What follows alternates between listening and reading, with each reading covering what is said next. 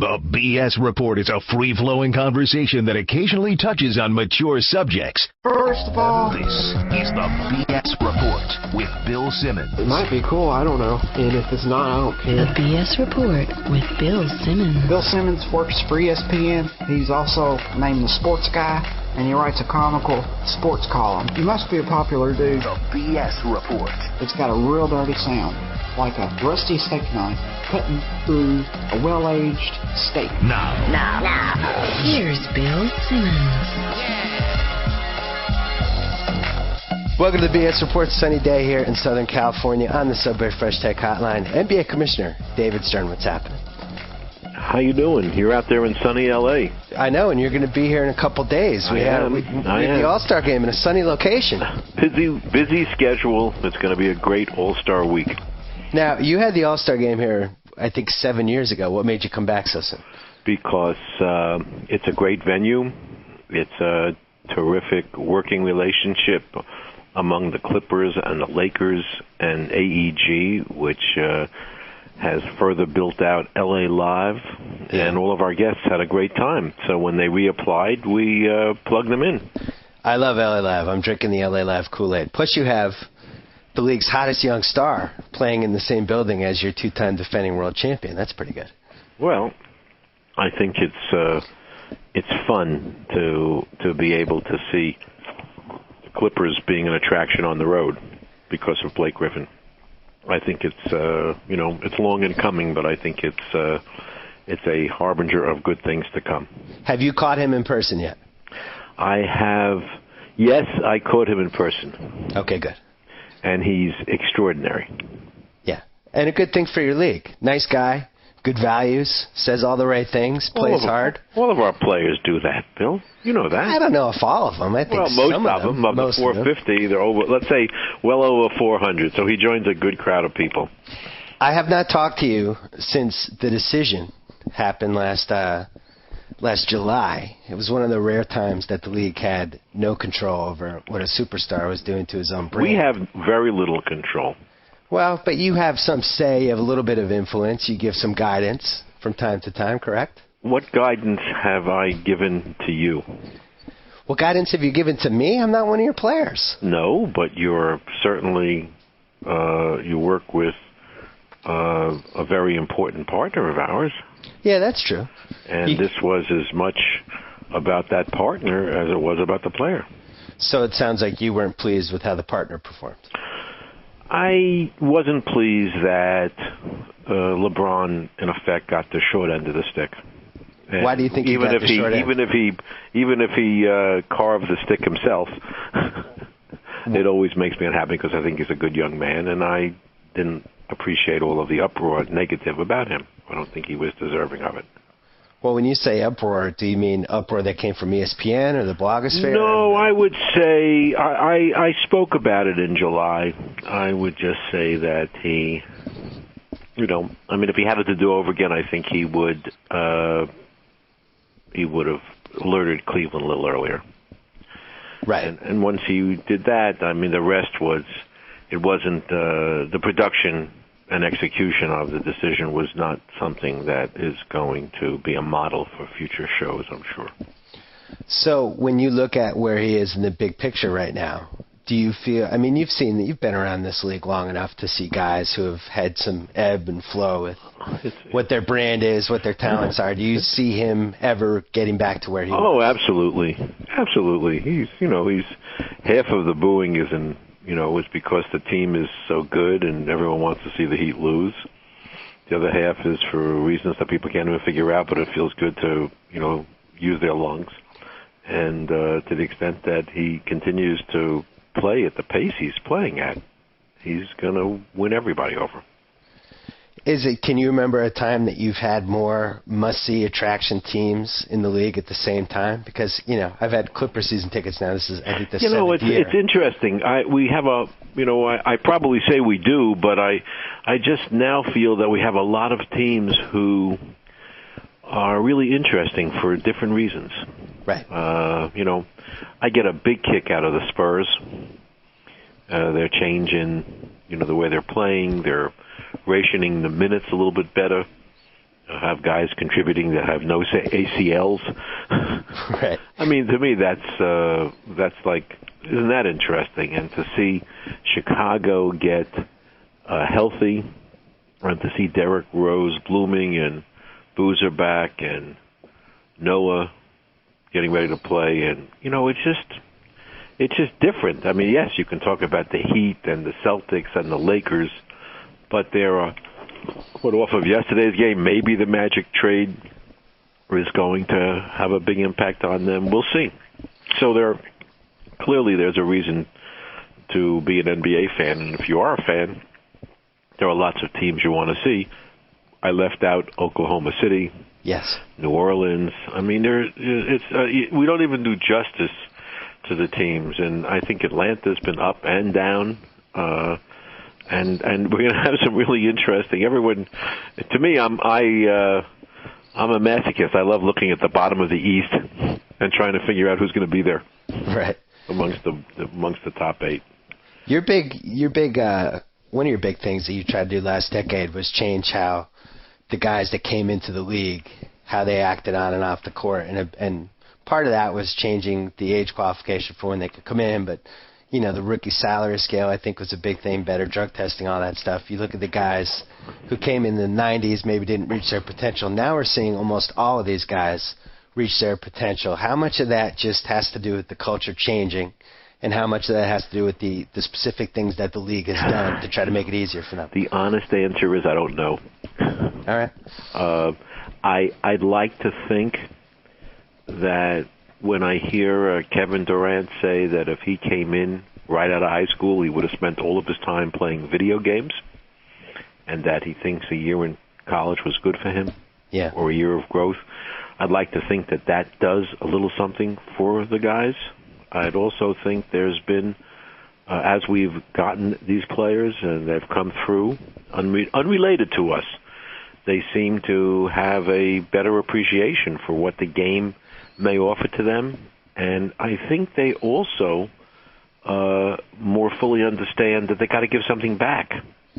And so it's really exciting to see these guys come in and say, okay, I want to work in my neighborhood, I want to do something for the fans, and they're doing it less and less for the PR of it, and more because it's within them that they understand that there are obligations that come with the possibility of making a lot of money and becoming a star. Could it be as simple as to, you remove the factor that they were getting paid a lot of money right away, and they actually had to work toward getting that big contract? Could it be that simple, that you remove that? No, you put a carrot in front of them almost? No, because the rookie contract is a big contract, too. But it's not gigantic. It's not like giving a guy $90 million. If you haven't earned anything, and suddenly you got a deal for several $1 million, it's a lot of money. So right. I don't think it's that. I'm not a... to me, our players are motivated to excel at what they do, and the money comes with it. I think we're just seeing our players being better rounded when they come into the league. And in some measure, I would credit the NCAA. I would credit the, certain things that the coaches in college are talking to them about. Certain, even when we go visit through our player programs department to the, like the McDonald's High School All-American or what have you. There's a combined effort from the NBA, the NCAA, trying to tell young men and women that, what they should be looking to do to improve themselves, to be able to play at the professional level, and to deal with all of the stress that comes with it. Did you ever think that the Team USA thing would work as well as it does? Because it seems like, especially last year's team, had a profound effect on a lot of the guys that were on that team going into the season. I had hoped that it would. I think it really would have been too much to expect that it would be as good as it has been. I think that Jerry Colangelo and Coach K have done a great job. And they've done a great job for a second reason. It isn't just that we know that our players sort of learn from each other, that a Tyson Chandler, seeing the work ethic that goes on, understands what's required, or the players who played in Beijing, who may not have been starters, but could see what the great ones are doing to stay ahead of the game. That's true, but I think the more profound impact is really about making it really desirable to play for your country.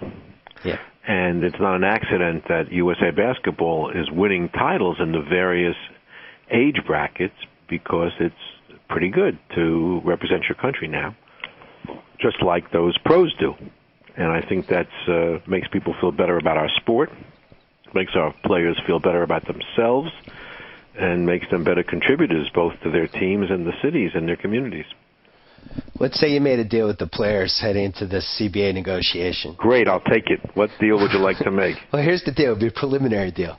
Each side gets to pick one thing that they get. You just get it, and it's just removed off the table, whatever you want. What would you pick? Oh, boy. I can't give it away because my owners might be divided on which one. I don't want to make policy here. You're ducking the question. Well, all right, I'll rephrase. What do you choose think? It. I mean, we're arguing about, or ultimately when we engage fully, we'll be arguing about things like the percentage, shorter contracts, less guaranteed money, and the hard cap. Pick your poison. So you don't think any of those four issues are more important than any of the other three? I do, but everyone has their own pick, and I'm not going to make the policy yet. Well, what do you think is the number one issue for the players? All those four. But not in order? No, not in order. Not in order. I mean, to me, it seems like one of those issues, which is to shorten the length of the guaranteed contracts, would actually be in the interest of the players too. It's very hard, to convince players of that, because it's a very personal thing. Right. But you are intellectually, if anyone has accused you of that before, you are intellectually right on target. Well, thank you. Okay, because once you agree to pay out the money to the players, that means they're going to get it, and the only thing that less guaranteed money does is make sure that the people who get it are the ones who are making the contribution. Right. And, I mean, it used to be, back in the day when we first started this journey with respect to player percentage and participation, we offered to pay it into a pool and let the union distribute it. Here's a percentage, you guys distribute it. They said, no, we don't want to do that. Right. So we figured out the salary cap and all kinds of other ways to deliver the money to the players, but it was just a delivery system. And in a certain way, and without mentioning names, when you see a player who's making a load of money sitting on the bench scowling and getting ready to leave, that's just not used money. That's money going to a player who's not playing. Right. And that money should probably be going to a player who is playing. So that's just all in support of your view. I'm with you on this. Now, in the players' defense, it's hard for them to probably accept that the fiscal balance has just shifted out of control for the owners when last summer there were some really dumb contracts and extensions that were given out. I mean, I thought if there would ever be a summer of fiscal responsibility, it would have been last summer. Why? And that wasn't the case. Why should this summer have been different than any other summer?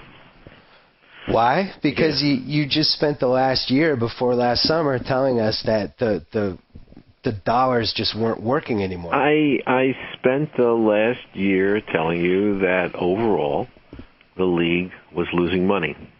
The pressures on individual teams to go out and compete and keep their teams together and try to win remains the same. So you try to come up with a system that encourages everyone to compete as fast and hard as they can, but ultimately is a successful system. And the reality is, for example, I think the Heat's payroll is the lowest it's been. And they signed 3 big contracts. Right. Because they got down under the cap. The Knicks, in order to sign Amare, to give out those large contracts have probably the lowest salary they've had in years, and so on and so on. So, nevertheless, when you add it all up, it doesn't make itself a sustainable business model. One of the things that I keep hearing from readers and people I talk to at the league that I almost feel like is a little erroneous is that people seem to resent the fact that players have so much say over where they get to play when they become a free agent. I think what people don't realize is that the league has pretty much always worked this way to some degree. You know, even dating back to a little bit before the days of free agency in the mid-'70s, you still had somebody like Kareem Abdul-Jabbar who said, I don't want to play in Milwaukee anymore, and forced his way to Los Angeles. Wilt changed teams twice. Isn't this just the way the league is? Guys are going to be able to choose their teams. Well, in some ways they'll be able to choose them, I'd say, even more openly. In other words, when you're giving a case of a guy who was under contract, who let management know he was unhappy, etc., and I think that's still problematic for everyone. You signed a deal, you should live under it. That's the way things work. But with respect to free agents, I think there's even less of a complaint that fans should have with our players. We have a draft. You select a player. He goes and plays very often for 5, 6, 7 years for the team that selects him, and then he wants to exercise his free agency right. It doesn't, it doesn't offend me that having bargained for their right, they exercise it. It may be because when I started working 100 years ago for the NBA, the proposition was enunciated by owners that they owned players in other sports forever. Right. In perpetuity. And that wasn't sustainable. So we morphed into a system which actually got to a place where players could say that they didn't even want to be traded if they were in the league for a certain number of years. And, we understand that. At the same time, I'm less offended by it than others. At the same time, you can understand some of the fans' frustration in a situation like Carmelo, where he clearly wants to play on a certain team next year that's not the team he's on right now.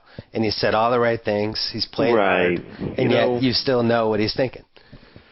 Well, you think you know what he's thinking, but there's this thing called the media that will help you and tell you what he's thinking, even though they don't know what he's thinking. Because I've read some articles where I have known the exact opposite for a fact to be true, but it doesn't keep a particular reporter from speculating. Do you have an example? No, I would never do that. But, I do have some examples, particularly ones that relate only to me, where I know that something is suggested. The reporter never called me, and in fact, it's not true. But that's okay. I mean, you can't chase those. But I think that this Carmelo thing is not a great thing, because it really is a distraction for the team, for Carmelo, and really for the teams that the Nuggets are being rumored about negotiating with. Right. So I'm not a big fan of that, but it is what it is. Because as soon as you get a guy who goes into the last year of his contract and he doesn't extend, you're going to get that kind of a dialogue. And you have more coming, because in 2012 you have Chris Paul, Darren Williams, and Dwight Howard. Okay. 3 big fishes. Here we go. Are you worried about players playing overseas if there's a lockout? No. They could void their contract. The teams could void their contracts if they got hurt, correct? It's much more complex than that. If, in fact, there's a lockout, then a player is free during the course of the lockout to do what he wants to do, if his contract is in effect. Okay. I don't want to play that game with anybody. All right. And so if we have a collective bargaining relationship with the union and there's a lockout, then last time around, players were free to do what they're going to do. All right, because they've been locked out. Here's something that I hope you have an opinion on. I am fascinated by the fact that the NBA has basically taken over the New Orleans Hornets. I feel like it's one of those rare sports stories that not enough has been made of. It's just hard for me to believe that in this day and age, you guys couldn't find a better option for this team than taking it over yourself, what is the long-range plan with this team? I think it's great that this hasn't gotten a lot of coverage. Well, no, I don't agree with that. I think it's bad. That it hasn't gotten any coverage? Yeah, I think this is a big story. There's major conflicts of interest here. It's not a big story. It's rather commonplace when you think about it. Not for you guys. You haven't done this in years. We just follow the crowd. Baseball took over the Montreal Expos. The NHL took over the Coyotes, and we stepped in to make sure that the Hornets would be well operated and be made stronger. So that was your reason, because you were convinced that the team could no longer be well operated. Yes. What made you think that? Well, because there was no more money that the principal owner was going to put into the team, and the negotiations about it had dragged on for so long that we thought it was time to show a little love for New Orleans. So we stepped in. We continued the strong day-to-day management. We added some strengthening features. We talked to the governor and the mayor, both of whom have been tremendously cooperative, together with the business community as well. We're out there looking for, the new season ticket campaign, which has just been launched, and we're hopeful that when we put this together, will emerge a buyer who wants to own the team in New Orleans. There are no shortage of suitors who have contacted us who want to buy the team and take it someplace else. Which is something you're not interested in. Well, that would not be our first choice at all. That's not why we stepped in and bought the team. If they win the title, are you going to hand the trophy to yourself? I was thinking about that. The answer is no. So who would you hand the trophy to Jack Sperling and Hugh Weber, the governor and president of the club. All right. They're running it, and you'd be surprised at how uninvolved we are. The only place we get involved is advice on ticket sales, groups, renewals, suggestions when they ask us if we have additional personnel they can hire. They set the budget, we approve it, and we've approved anything that they previously wanted to do on the player side. So it's kind of interesting.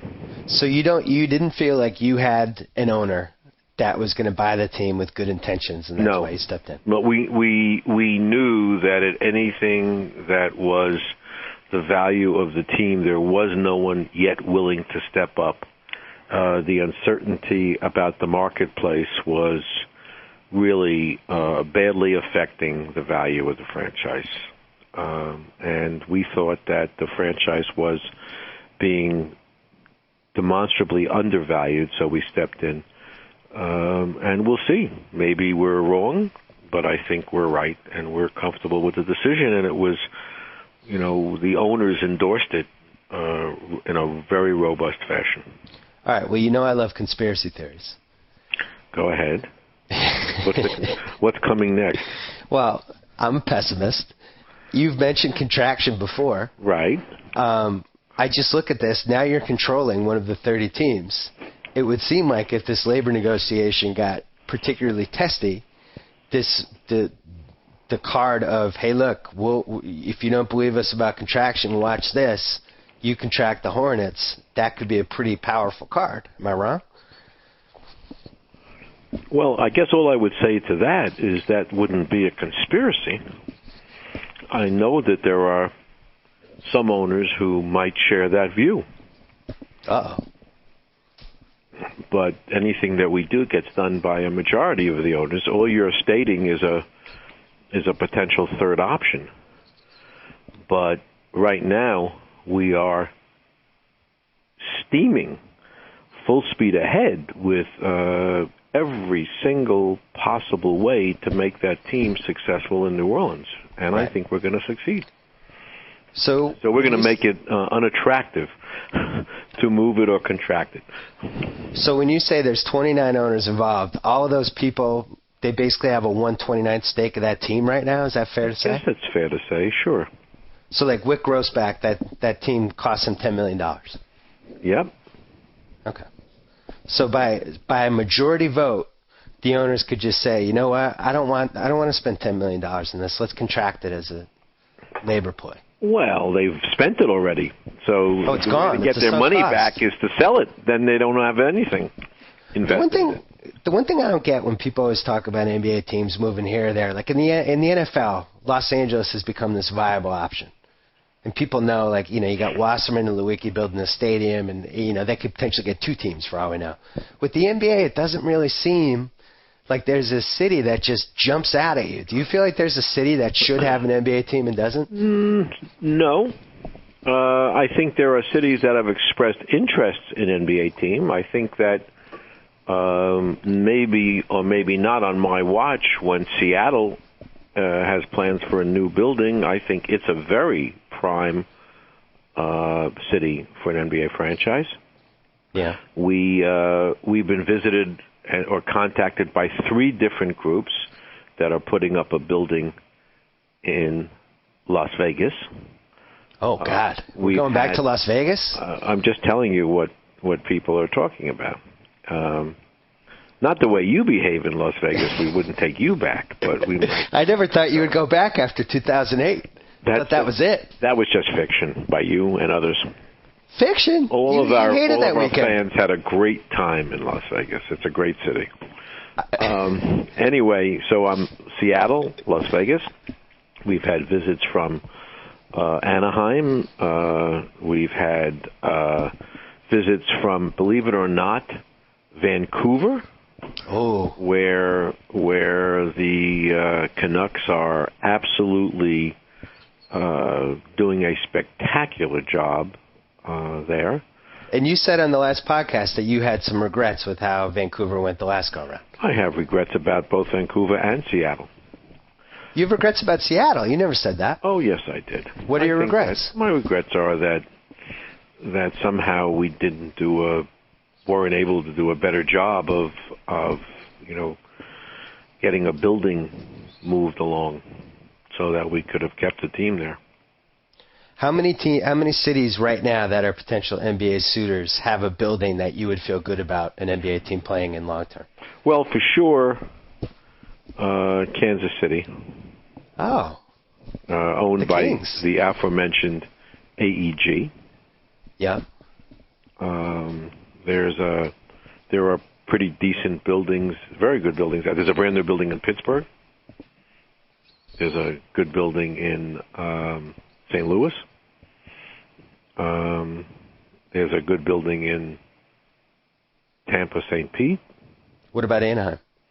I haven't been in it, and I know it's got some years on it, but I'm told it's a serviceable building.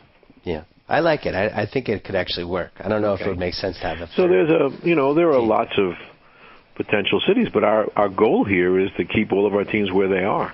Right.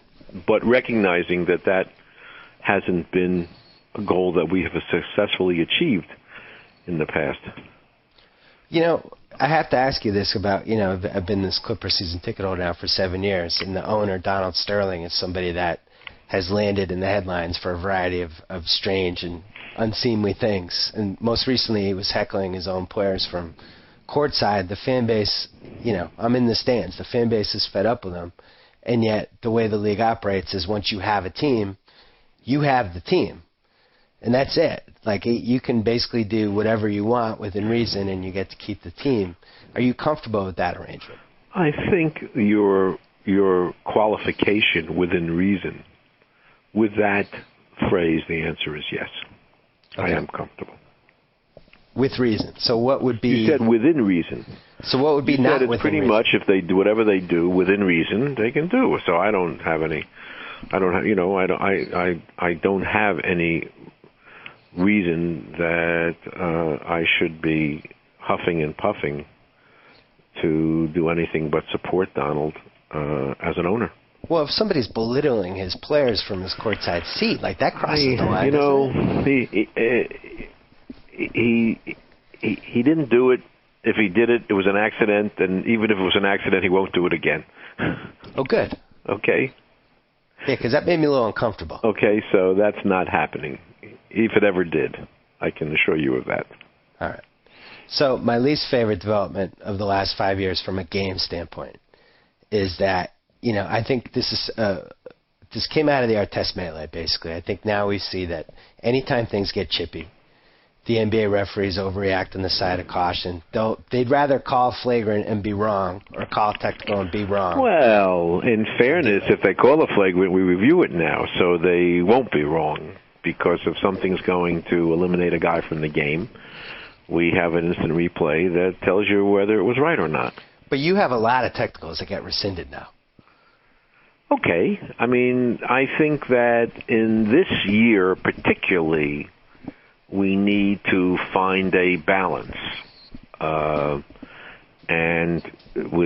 between asking our players to show the appropriate respect for the game and play it as only they can play it, on the one hand, and referees sort of blowing the whistle because we're not perhaps communicating with them as forcefully as we should because we're both learning together.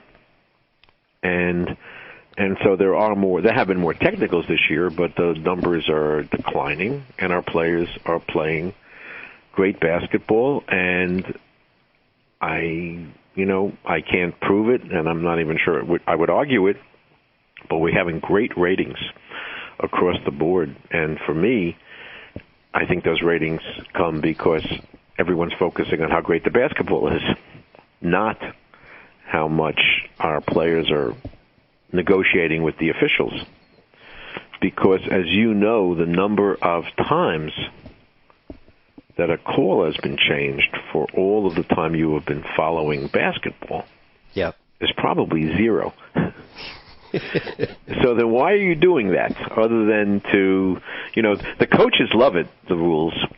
They won't confess it, but it means that instead of having a Talmudic discussion with the referee under the basket as the ball moves to the other end, the player's like, okay, they get back on defense. Right. That's a good thing, because to watch our players is to watch the best athletes on the planet playing a spectacular game. Well, this will make you happy. I hadn't taken my wife to a game until probably 2 months into the season. And one of the things she noticed was, she actually, because she doesn't follow this stuff, so she asked me, did they change the rules on being allowed to argue with the referees? Because nobody's doing it anymore. And I said, yeah, I can't believe you noticed that. They actually did. You're not really allowed to bitch and moan and make weird gestures and do all that stuff, and she liked it. Well, because she probably likes the game when she sits and watches it. Yeah. There's nothing. It's distracting to see players who are at the height of their game spend all of their time in a futile effort in any event. What is that about? Well, I think the only thing that I don't like is I think the players don't police each other as much as they used to. And I'll give you a good example. Yesterday, Ilgauskas does a really hard pick on one of the Celtics. KG comes down to the other end, gives an equally hard pick. Dwayne Wade sees that and seizes the chance to kind of give KG a little shoulder, kind of let him know you're not going to push our guys around. Everybody's square, they kind of square off. They stare at each other. Nothing happens. Refs come in. They overreact. They give Dwayne Wade a flagrant. And in my opinion, that's basketball. You bang bodies. You get mad at each other. It's not going to be personal, especially in a game like that.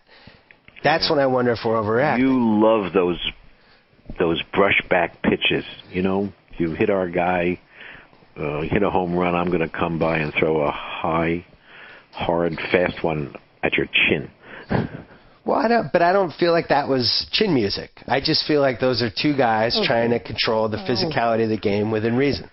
I haven't looked at what we're dealing with today on technicals and the reviews, but I think it's fair to say that when it's over, we'd like it to be over.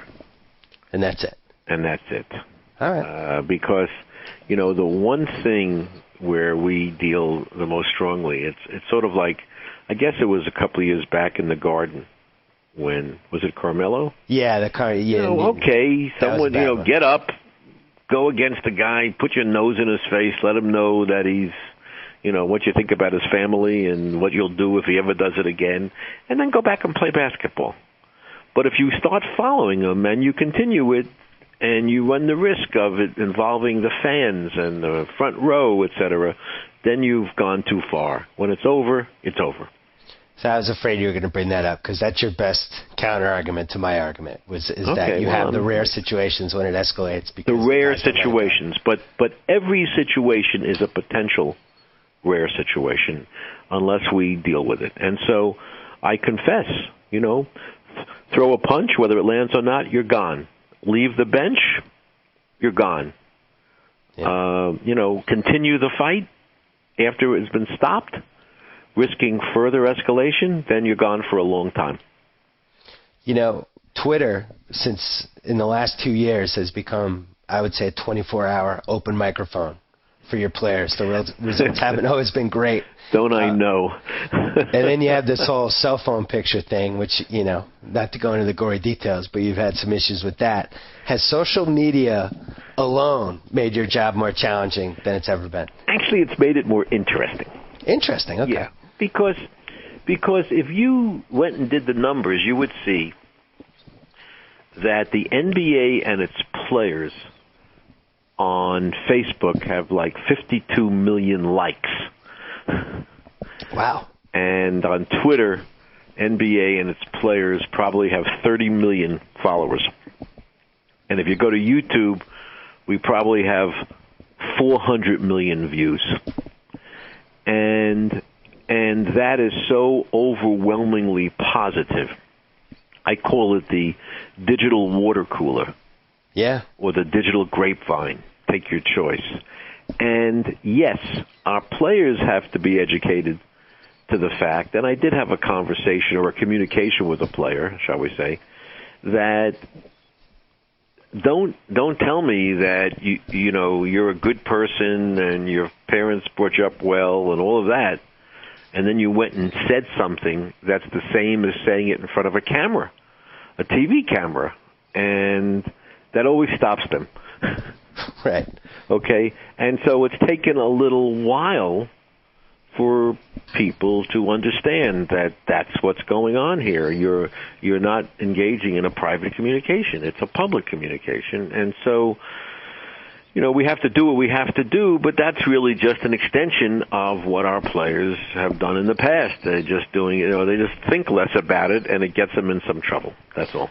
I'm glad you brought this up, because I think you guys, out of the 4 leagues, have done by far the best job with the digital space. And I'm not just saying that to be a brown-noser. I mean, I think it's dramatically affected in a good way. Well, thank you. The way people follow your league. And, you look at somebody like Blake Griffin and think about I'm in the 8th grade. I'm living in the East Coast. 9th grade. Michael Jordan comes into the league. I can only see this guy a little bit on SportsCenter and the 2 times a year he plays on TV. And now you have somebody like Blake Griffin that every time he dunks, it's on YouTube within 10 minutes. Right. And instead of you guys chasing those people away who are putting up the clips, you've embraced it. Whose decision was that, and why did you decide to go that way? I would say that is a collective decision of our organization. That, I guess the phrase is distributed content. We made the judgment. I'd say that Adam Silver was a key driver there. That we couldn't wall off the world, and indeed we shouldn't. And that was embraced by all of us, and that's where it is.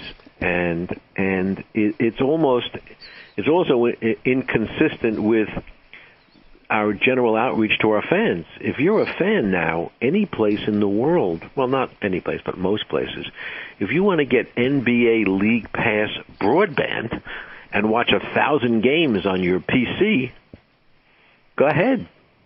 And so you can suddenly get anything, anytime, anywhere. And it's not an accident that, in addition to those other statistics I gave you, we get 30 million streams a week on NBA.com of those very videos that you're talking about, and they're on ESPN.com and they're on Yahoo Sports. Be our guest, right? Because one of the things that's going to, I think, and this one I do believe that the digital water cooler, so to speak, drives viewership. There's no question. People say, oh, the Clippers are on tonight. Let's see. Or I want to see Kevin Durant. He's on ESPN. So it's something else that's really, and every team, you want to see Monte Ellis score or Stephen Curry score. Okay, I want to watch the Warriors. They're on tonight.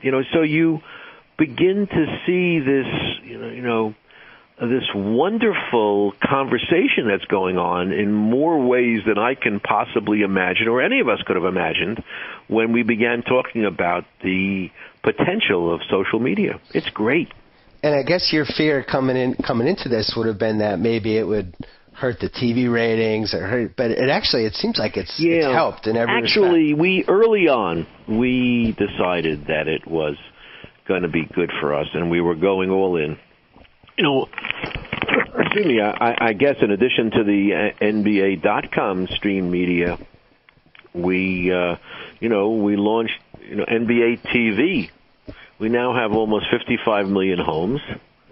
Fans could watch a game every night there isn't a network game on, and I think that those games, which we use to promote our network partners, actually drive viewership because our fans get into it and they realize that it's a circle that's very virtuous.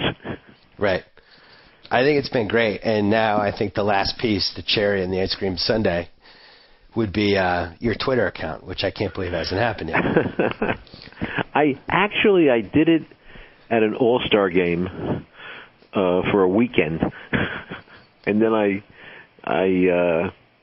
shut it down. How come? You know what? It isn't me. You like to stay on top of this stuff, though. By the way, I'm on top of it. Every day I get a report on who's saying what. So you just feel like there's no way for you to tweet in a way that would be... I must say, you're talking to someone who doesn't make notes and doesn't keep a diary. I like to live life, and I'll enjoy it, and I don't take a lot of pictures either. And I think it's a very personal thing. I just don't think if you spend all of your time thinking about what you're going to say about what you're doing, right? I don't think you do as well as you should do. And for me, at least, since this job is rather consuming, and it goes from one crazy topic to another.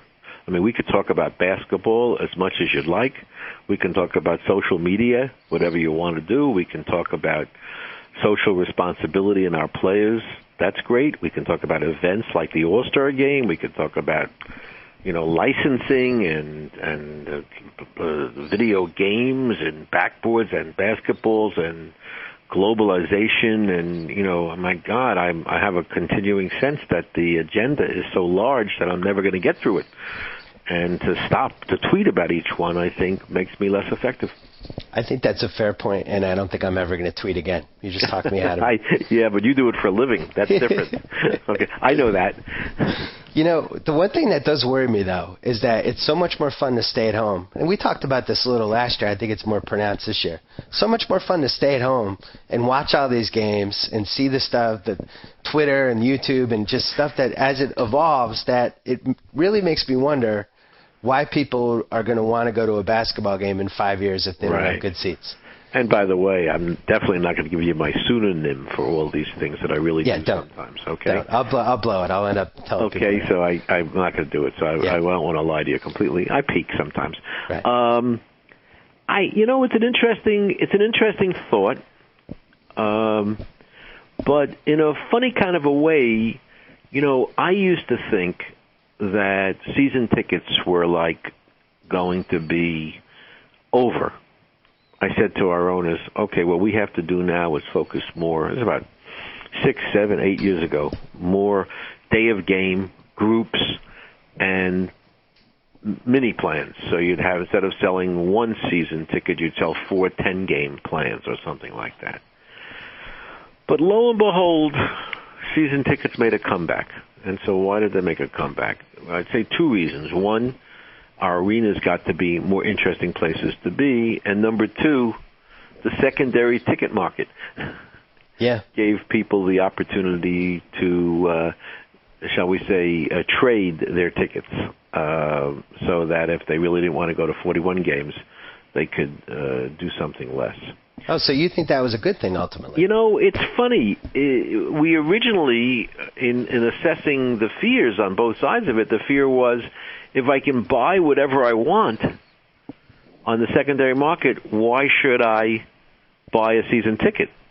So we viewed it as a cannibalization threat.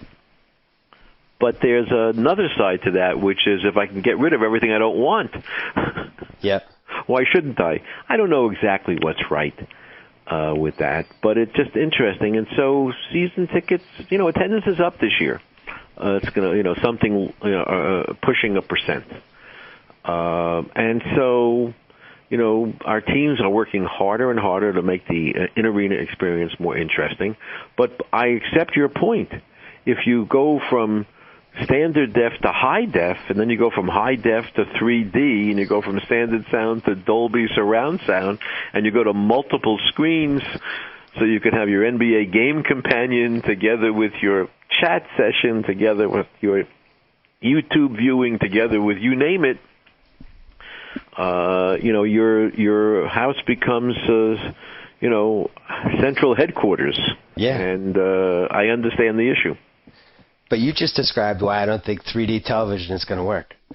Because you have to put those glasses on and you can't multitask as you're watching the game. Yeah. And the game experience is great, right. But you can't do anything else as you're watching it. If you can dream about it, it's going to happen. And if your dream is glasses less, is 3D without glasses, stay ready. That would be interesting. It's coming. That would be interesting. Okay, so so the question we have is, when is it coming? 5 years ago, we were arguing about HD, and HD is everything now. Yeah.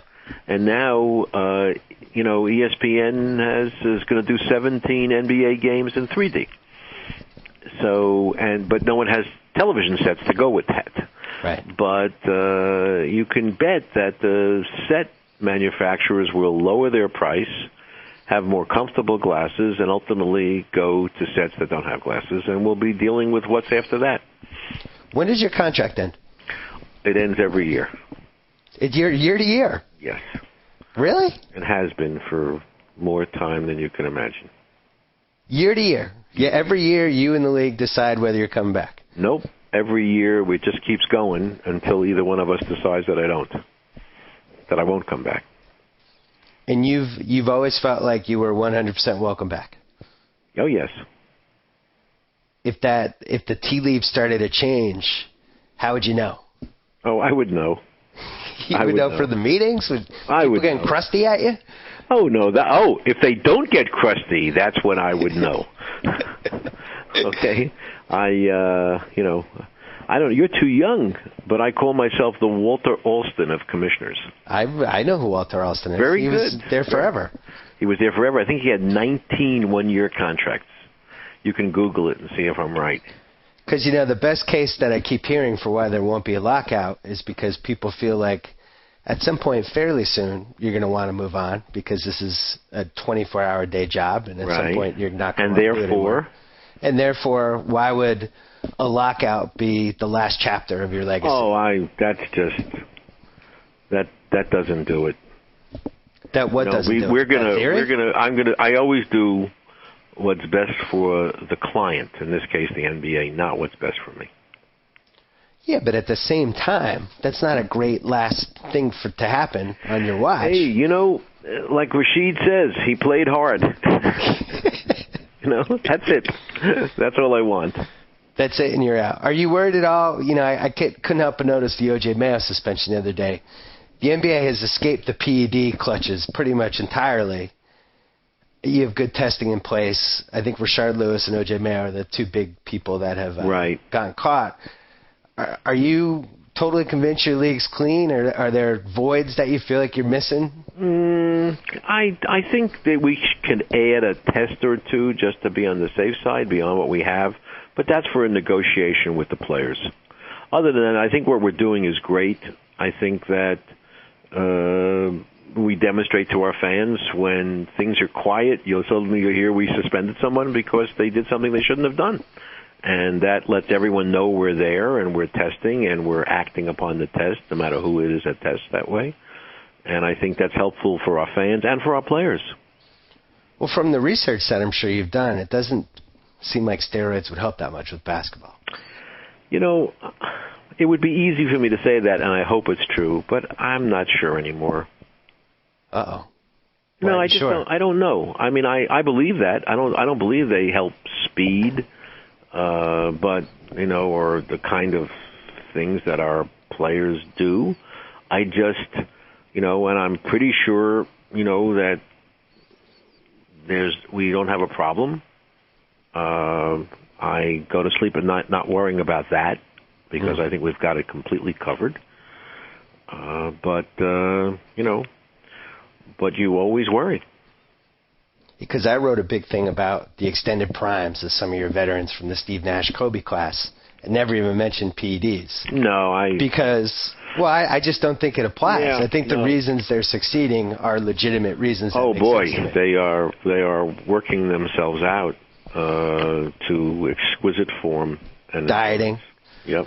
Better exercise equipment. Better video equipment. Correct. Better sneakers. They're all reasons that make sense to me. It never made sense to me. And then suddenly Carmelo says the reason he's scoring in double figures for so many games in a row is he's cut out meat.